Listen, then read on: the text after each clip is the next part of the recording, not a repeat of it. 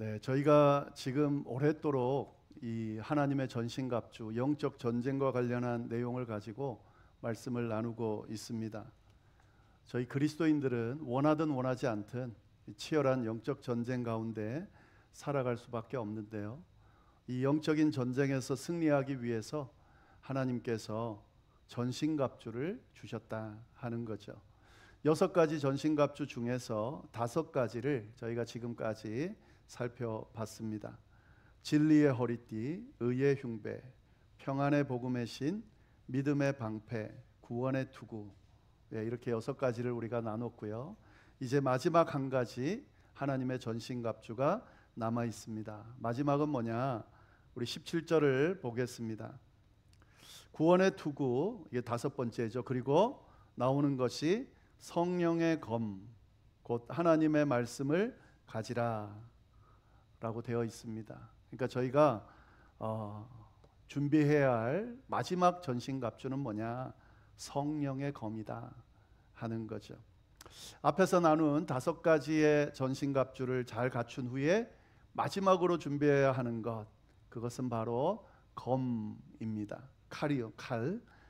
칼을 갖춰야 이제 전쟁을 위한 모든 것이 준비가 되고 또 나가서 싸울 수 있기 때문에 이 검을 잘 준비해야 된다라고 이야기를 하고 있는 거죠.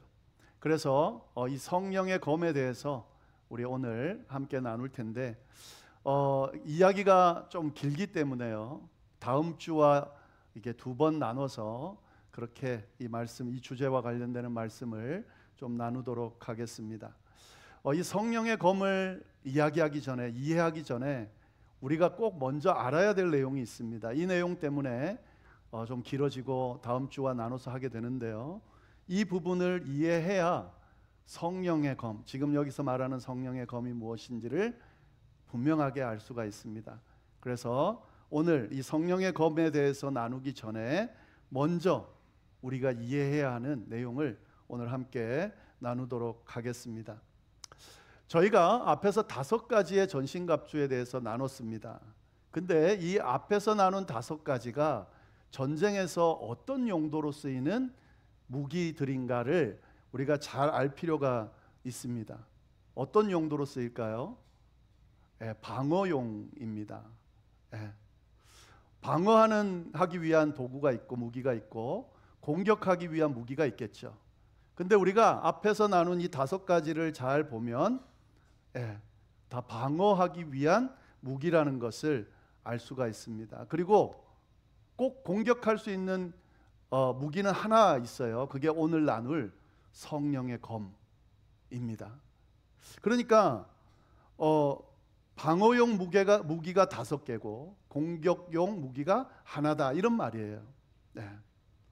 우리가 일반적으로 생각을 할 때 좀 이게 의아한 부분일 수 있거든요. 우리가 전쟁을 잘하기 위해서, 싸움을 잘하기 위해서 방어도 중요하고 공격도 중요하죠.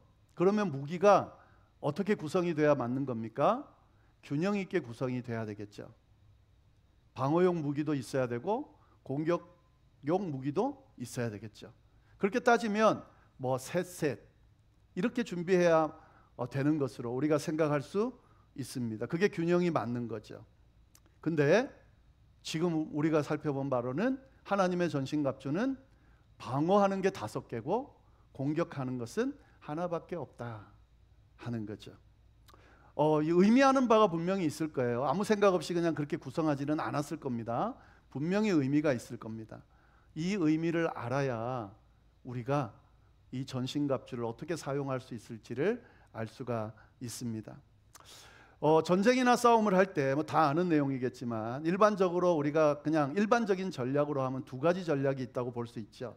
하나는 사자성어로 하면 선즉제인, 무슨 말이냐면 공격이 최선의 방어다라는 말입니다.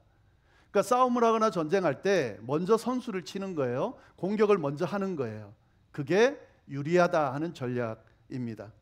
먼저 공격을 해서 선수를 쳐서 그렇게 해서 기선을 잡으면, 그렇게 되면 상대를 쉽게 제압할 수 있다, 이런 전략이죠. 그래서 이런 전략을 사용하기도 하죠. 그리고 또 어떤 전략이 있습니까? 그 반대 전략이겠죠. 후발제인, 방어가 최선의 공격이다 하는 전략인 거죠. 먼저 방어를 해서 나를 지키고 난 후에, 그리고 난 뒤에 공격할 기회가 주어지면 공격하는, 그러니까 방어가 우선인 거예요. 일단 나를 지키는 게 우선인 전략입니다. 이 두 가지가 일반적으로 전쟁과 전투 싸움에서 사용이 되는데, 어떤 전략을 사용하냐에 따라서 무기가 정해지겠죠. 만약에 공격이 최선의 방어다라는 전략을 쓴다면 뭐가 좋아야 됩니까? 공격용 무기가 좋아야 되겠죠. 그게 더 강화돼야 되겠죠. 만약에 방어가 최선의 공격이다라는 전략을 사용한다면 뭐가 더 중요하겠습니까? 방어하는 무기가 더 좋아야 되겠죠. 그게 더 중요하겠죠. 예. 이런 걸 생각한다면 영적인 전쟁에서는 어때야 되는가? 어떤 전략을 사용해야 되는가? 예. 답이 나오죠? 압도적으로 뭐가 많다 그랬습니까? 방어용 무기가 많다고 했습니다. 이건 뭘 의미하는 거예요? 영적인 전쟁에서는 방어를 먼저 하는 그 전략을 사용해야 된다. 방어를 더 중요하게 생각해야 된다라는 것으로 이해할 수 있습니다. 꼭 기억을 하시기 바랍니다. 영적인 전쟁을 말하는 겁니다. 우리가 하나님의 자녀로 그리스도인으로 영적인 전쟁을 할 때 공격과 방어 중에 뭐가 더 중요한가? 방어가 더 중요하다 하는 거죠. 더 나아가서는 영적인 전쟁을 이기기 위해서 방어를 잘해야 된다까지 말할 수 있습니다. 그래서 하나님께서 우리에게 하나님의 전신갑주로 방어 잘할 수 있는 무기를 5개나 주신 거예요. 예. 그러니까 적의 공격이 올 때에 이 방어용 5개의 전신갑주를 잘 입고 잘 막아내는 것이 바로 영적인 전쟁에서 승리하는 길이다라는 메시지가 바로 이 메시지 안에 담겨져 있는 거죠. 그러면 왜 영적인 전쟁에서는 방어가 더 중요할까? 공격은 왜 안 되는 걸까? 이런 생각할 수 있죠. 네, 그 이유가 분명히 있습니다. 우리가 처음에 이 주제를 나눌 때 제일 먼저 나누었던 에베소서 6장 12절 말씀 제가 한번 읽어보겠습니다. 11절 말씀, 12절 말씀 제가 한번 읽어봅니다. 마귀의 간계를 능히 대적하기 위하여 하나님의 전신갑주를 입으라. 우리의 씨름은 혈과 육을 상대하는 것이 아니요 통치자들과 권세들과 이 어둠의 세상 주관자들과 하늘에 있는 악의 영들을 상대함이라.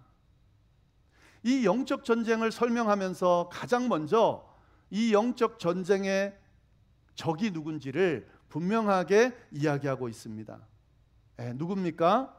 눈앞에 보이는 혈과 육이 아니고 눈앞에 보이지 않는 그런 통치자들, 권세들, 어둠의 세상 주관자들, 하늘에 있는 악한 영들이다 하는 거죠. 영적 전쟁은 우리 눈앞에 보이는 우리와 똑같은 능력을 가진 인간들이 아니라는 사실을 우리가 기억할 필요가 있습니다. 우리가 상대해야 되는 적들은 우리 눈에 보이지 않는 어둠의 세상 주관자들과 하늘에 있는 악한 영들이다 하는 거죠. 이건 뭘 의미할까요? 우리가 싸워서 이길 수 있는 대상이 아니다라는 의미가 이 안에 포함되어 있습니다. 우리가 눈에도 보이지 않는 어둠의 세상 주관자들, 하늘에 있는 악의 영들과 싸워서 이길 수 있습니까? 없어요.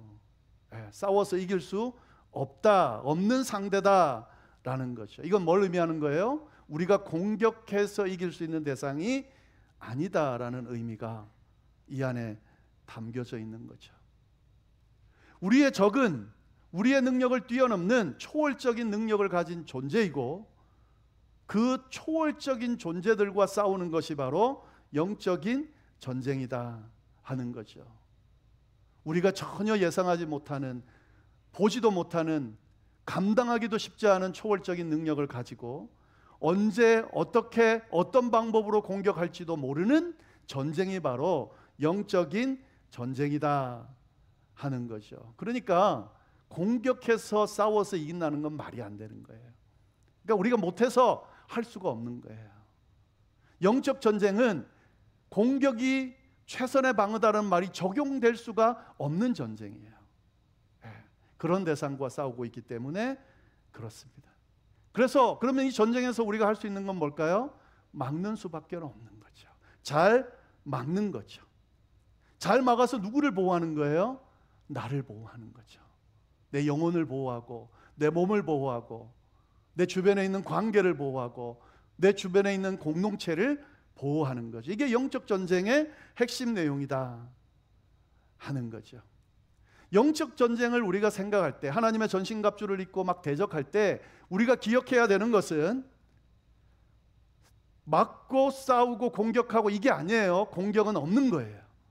잘 막는 수밖에 없다 하는 거죠. 끊임없이 공격해오는, 우리가 감당할 수 없는 사단의 그 공격으로부터 나를, 나의 영혼을, 나의 몸을 지켜내는 것, 그것이 바로 영적 전쟁이 갖고 있는 의미다 하는 거죠. 그래서 이 하나님의 전신갑주가 나를 보호하고 우리 공동체를 보호하는 그런 무기들로 가득 차 있는 이유가 바로 여기에 있는 겁니다. 사단의 그 공격으로부터 이길 수 있는 무기들을 허락해 주신 거죠. 사단의 그 유혹으로부터 이길 수 있는 그런 무기들을 허락해 주신 거죠. 그러니까 우리가 하나님의 전신갑주를 입는다고 할 때는 나를 지키고 내 영혼을 지키고 내 공동체를 지키는 하나님의 전신갑주, 방어용 무기를 갖추는 거다라는 생각을 가지시고 이 전쟁에서 나를 지키는 것이 가장 중요하다라는 사실을 기억하면서 전쟁을 할 필요가 있다는 사실 꼭 기억할 수 있기를 바랍니다. 이게 우리가 앞에서 나눴던 이야기의 핵심 내용입니다. 자, 이것을 구체적으로 한번 적용해서 살펴볼까요? 지금 이거를 우리가 영적 전쟁의 예를 몇 가지 들어서 이걸 적용해 본다면 어떤 이야기가 되는지 한번 보겠습니다. 이 죄의 유혹이 몰려올 때 어떻게 해야 될까요? 죄의 유혹이 막 몰려옵니다. 나를 유혹합니다. 제가 원하지 않아도 끊임없이, 우리가 원하지 않아도 끊임없이 이런 유혹들이 오잖아요. 그때 우리가 이 죄의 유혹을 내가 공격해가지고 이 유혹들을 다 없애버려야지라고 접근하면 어떻게 될까요? 완전히 접근이 잘못된 거죠. 왜요? 죄의 유혹을 없앨 수 없습니다. 죄의 유혹은 없앨 수 있는 게 아니에요. 왜 그럴까요? 죄의 유혹이라는 것이 사단으로부터 주어지는 거거든요. 그러면 죄의 유혹을 없애려면 뭘 없애야 돼요? 사단을 없애야 되는 거예요. 사단을 없앨 수 있습니까? 우리가 공격해가지고 싸워서 사단을 없앨 수 있습니까? 그건 우리의 영역이 아니에요. 죄의 유혹, 어떤 유혹과 싸울 때에 그 유혹을 없애려고 막 덤벼드는 것, 그건 잘못 접근하는 겁니다. 그렇게 해서 싸워서 이길 수 있는 것이 아닙니다. 그럼 어떻게 해야 될까요? 방어하는 거죠. 그 죄의 유혹으로부터 뭘 지켜내야 됩니까? 나의 영혼을 지켜내고 나의 몸을 지켜낼 수 있어야 된다는 거죠. 그게 목적이에요. 그건 할 수 있거든요. 유혹이 몰려올 때에 내가 그 유혹에 노출이 되고 내 몸과 영혼이 망가지고 그래서 내가 그 늪으로 빠져드는 것을 막을 수는 있거든요. 하나님이 주신 전신갑주를 가지고 막아낼 수 있거든요. 그걸 하는 거예요. 죄의 유혹을 막아내는 가장 좋은 방법 뭘까요? 그 유혹의 자리를 피하는 거죠. 아예 거기에 노출되지 않도록 하는 거죠. 그게 죄의 유혹과 맞서서 싸울 수 있는, 이길 수 있는 방법입니다. 참 이상하게도 유혹들이 몰려오고 그 유혹에 넘어지면서 계속 그 유혹에 노출되고 그 유혹으로부터 벗어나려고 하지 않고 계속 있어요. 여기에 휩쓸리면 안 되는데, 이겨내야 되는데, 그리고 막 나름대로 죄의 유혹과 싸운답시고 그 안에서 막 허우적거리고 있어요. 그렇게 해서 이길 수 있는 상대가 아니에요. 도리어 망가질 뿐입니다. 벗어나는 게 방법이에요. 피하는 게 방법이에요. 아예 노출되지 않는 게 방법이에요. 그런 자리가 있다면 그 어떤 이유를 대서라도 거기서 나오셔야 돼요. 그 안에서 뭐 이것 때문에 저것 때문에 이런 것 때문에 저런 것 때문에 머물러 있으면 절대로 거기서 벗어날 수 없습니다. 이길 수 없습니다. 나를 막아내는 게 급선무인 거죠. 만약에 또 이런 예를 들어볼까요? 누군가 나를 비난하거나 공격해 올 때, 그때 어떻게 싸울 수 있을까요? 사단은 이 방법도 쓴다 그랬잖아요. 나를 모함하고 비난하고 공격해 오고. 그때 어떻게 해야 될까? 방어가 우선이라 그랬잖아요. 공격하지 말라고 그랬잖아요. 어떻게 해야 될까요? 절대로 먼저 반격하지 마십시오. 바로 반격하지 말라는 거죠. 물론 누구든 자신을 비난하고 공격해 오면 당연히 바로 반격하고 싶죠. 근데 우리가 경험상 알고 있는 것은 그런 일이 있을 때 바로 반격했을 때, 그래서 내가 시원하게 공격해서 그 사람에게 뭔가 펀치를 날렸을 때 그때 다 해결이 되던가요? 절대로 해결되지 않습니다. 같이 맞닥뜨려 싸워서 그래서 막 누가 이기는지 그렇게 그 감정을 상하게 한 사람을 공격해서 넘어뜨리려고 한다고 해서 없어지는 게 아니에요. 어떻게 됩니까? 똑같아지는 거예요. 똑같은 감정적인 언어를 쏟아내게 되고, 그러면 싸움이 어떻게 될까요? 점점 더 커지는 거죠. 그래서 나중에는 결국 어떻게 됩니까? 나도 무너지고 그도 무너지고 관계도 무너지고 다 무너지는 거죠. 사단이 원하는 길이에요. 사단이 그 다툼을 통해서 궁극적으로 원하는 게 뭐냐면 둘 다 무너뜨리고 망가뜨리고 관계도 무너뜨려서 공동체를 다 깨버리려고 하는 그런 목적을 가지고 있습니다.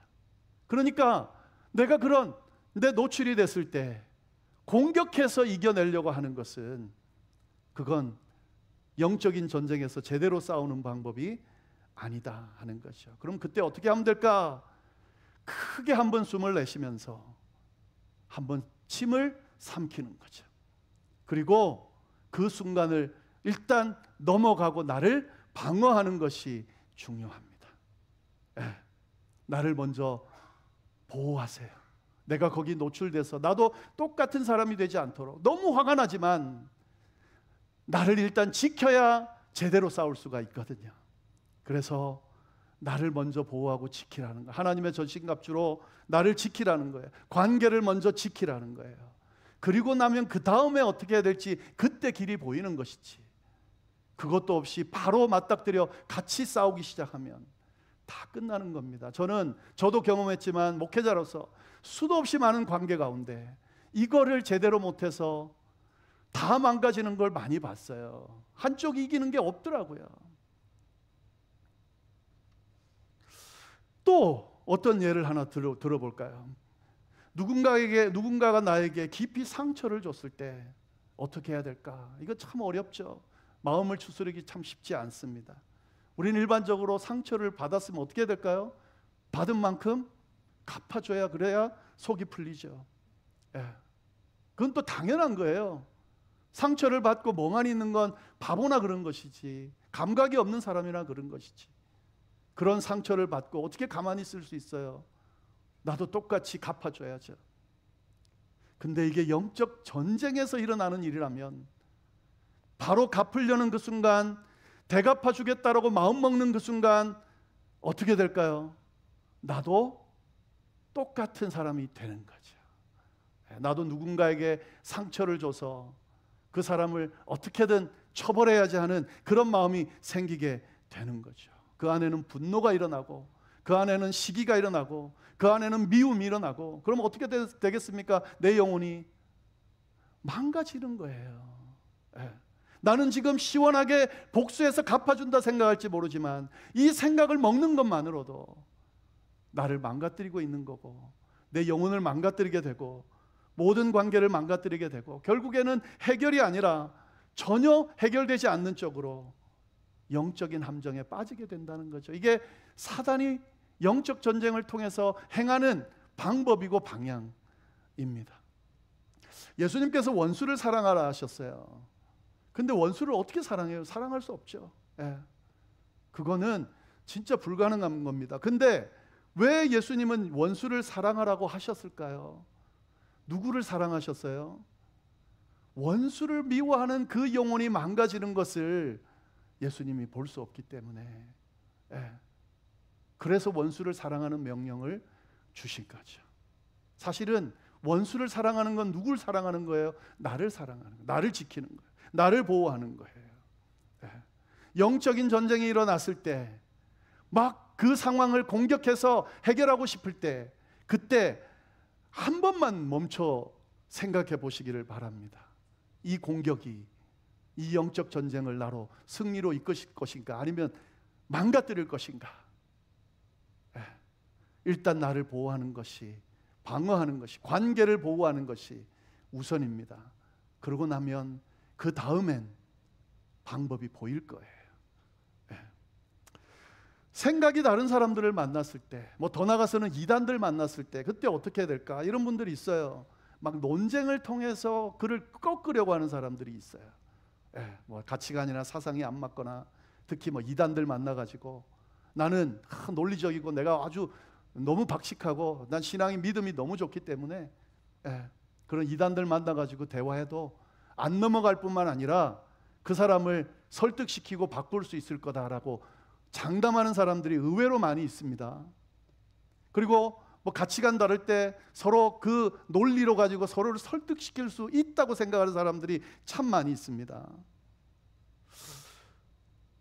근데 그건 아니거든요. 절대로 바꾸어지지 않거든요.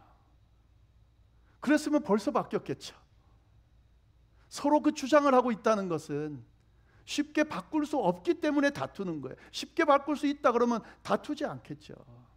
근데 그때 서로 공격해가지고 어떻게든 설득해서 바꿔놓겠다고 덤벼들면 결국 나중에 어떻게 될까요? 다 망하는 거죠. 이단들 설명하고 설득해서 바꿀 수 있으면 하죠.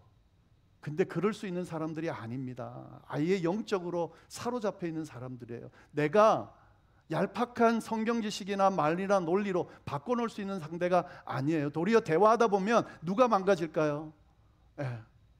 말하는 성도가 망가지게 돼 있어요. 휩쓸리게 돼 있어요. 절대로 그러시면 안 돼요. 어떻게 될까요? 그때 피하는 게 가장 좋은 방법입니다. 대화를 섞지 않는 거죠. 그냥 잠시 멈추는 거죠. 논쟁이 일어났을 때도 마찬가지입니다. 이거를 내가 여기서 지면, 이 대화에서 지면 난 지는 거야.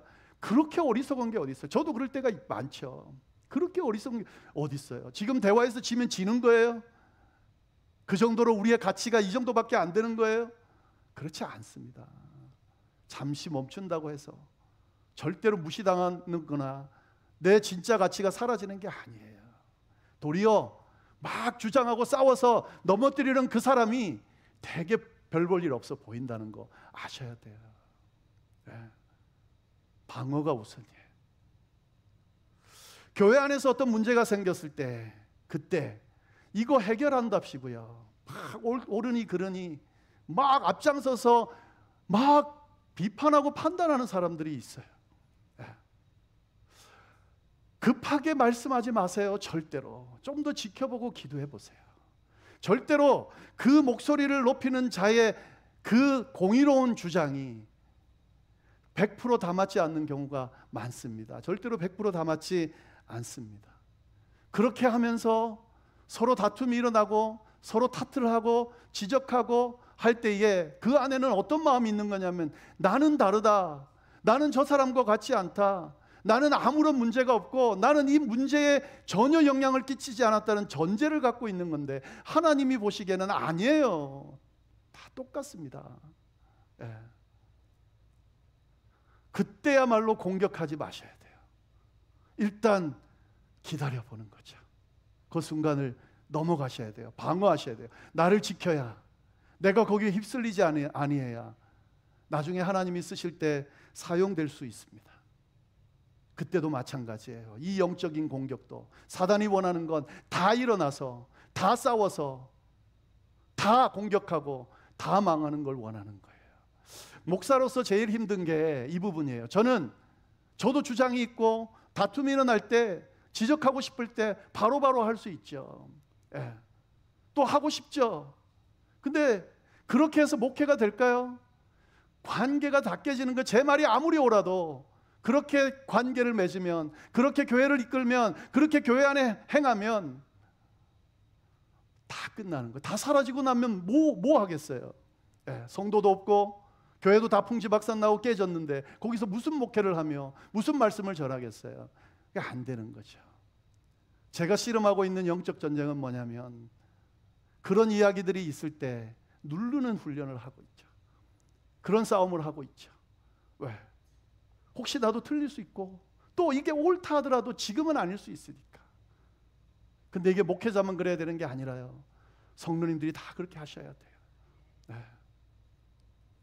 진흙탕 속에 있는 사람과 싸우면 진흙탕 속에 들어가는 것과 같은 겁니다. 우리가 싸워야 될 사단은 이미 더럽혀져 있는 더러운 악한 영들이에요. 그들과의 전쟁에서 우리를 지키고 보호하는 것이 바로 영적인 전쟁이지, 그 안에서 휘둘리고 휩쓸리고 그렇게 해서 같이 진흙탕에 뒤둥들게 되면, 그러면 어떻게 될까요? 그 안에 휩쓸려서 나도 결국 진흙탕 같은 인생이 돼버리는 거예요. 그러면 절대 영적인 전쟁에서 승리할 수 없습니다. 하나님께서 주신 전신갑주 5개 방어하기 위함이라는 걸 기억하면서 나를, 내 영혼을, 내 공동체를, 내 가정을 먼저 지키는 것으로부터 영적 전쟁의 승리의 비결이 있다는 것을 깨달은 후에, 그 다음에 성령의 검이, 그 무기가 어떻게 작용하는지를 보셔야 된다는 거죠.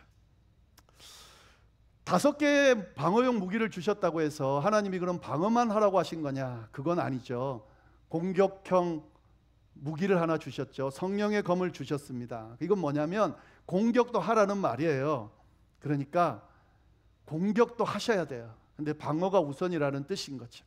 자, 그러면 성령의 검이 갖고 있는 의미가 뭔가, 공격형 이 무기를 어떻게 사용하는가, 지금 제가 말씀드린 거를 잘 이해하면서 이 검이 가지고 있는 의미를 먼저 좀 말씀을 드리겠습니다. 그리고 다음 주에 좀 더 자세하게 이것에 대해서 이야기를 하겠습니다.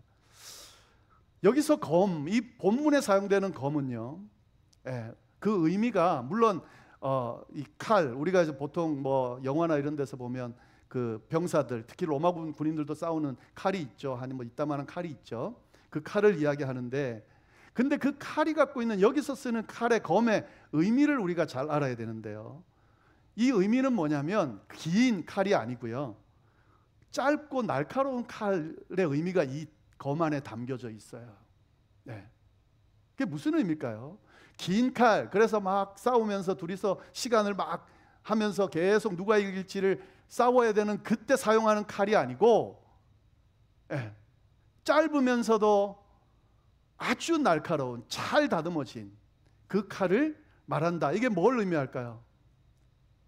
막 무조건 공격하는 게 아니라, 앞에 말씀드렸죠, 방어한다 그랬잖아요. 방어하고 있으면 어떤 순간이 올까요? 공격해야 되는 순간이 반드시 오게 돼 있습니다.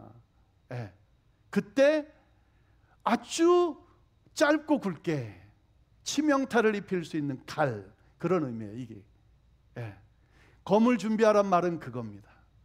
방어하고 있으라는 말도 그 의미예요. 방어를 쭉 하고 있다가 영적인 전쟁에서 치명타를 입혀야 될 공격의 시점이 딱 왔을 때 머뭇거리지 말고 그 칼을 가지고 어떻게 하라고요? 공격하라는 의미가 이 안에 담겨져 있습니다. 그게 뭐예요? 그게 하나님의 말씀이라는 거예요. 하나님의 말씀을 사용해서 공격하라, 이 뜻이에요. 근데 우리가 다음 주에 나눌 때 제가 나눠서 설명하는 이유가 여기 있는데요, 하나님의 말씀이 그런 검이라면 지금 그 하나님의 전신갑주를 언급할 때 구원의 투구와 그 다음에 뭐라고 해야 자연스러울까요? 하나님의 말씀이 그런 역할을 한다면 하나님의 말씀의 검, 이렇게 말해야 맞는 거죠. 그죠? 제가 하나님의 말씀이 이 공격하는 검이라 그랬잖아요. 그러면은 구원의 투구와 하나님의 말씀의 검을 가지라, 이렇게 말하면 되는 거예요. 그죠? 근데 분명히 뭐라 그랬습니까? 성령의 검 하고 난 뒤에 하나님의 말씀을 가지라고 이야기를 하고 있습니다. 하나님의 말씀을 들고 어떻게 영적인 전쟁에서 치명타를 입힐 수 있는지, 그 내용이 다음 주에 나눌 내용입니다. 그게 왜 성령과 연결해서 사용되어져야 되는지, 히브리서 4장 11절 말씀을 가지고 이 성령의 검을 가지고 어떻게 공격할 수 있는지 다음 주에 이 말씀을 나누도록 하겠습니다. 오늘 나눈 말씀 잘 기억하면서 우리에게 주어지는 영적 전쟁을 좀 지혜롭게 그리고 능력 있게 잘 감당하고 이겨낼 수 있기를 간절히 바랍니다. 기도하겠습니다. 하나님 아버지, 참으로 감사합니다. 귀한 말씀으로 우리를 또 깨우치시고 또 우리에게 귀한 진리의 말씀 허락해 주셔서 우리의 삶을 바로 이끌어 주셔서 참으로 감사를 드립니다. 주님께서 주신 전신갑주를 잘 이해하고 우리에게 주어진 영적 전쟁을 잘 감당하고 승리함으로 하나님께서 주신 이 믿음의 길을, 성도의 길을 잘 걸어갈 수 있도록 주여 역사하여 주옵소서. 함께해 주시기를 간절히 바라고 살아계신 예수님의 이름으로 기도드립니다. 아멘.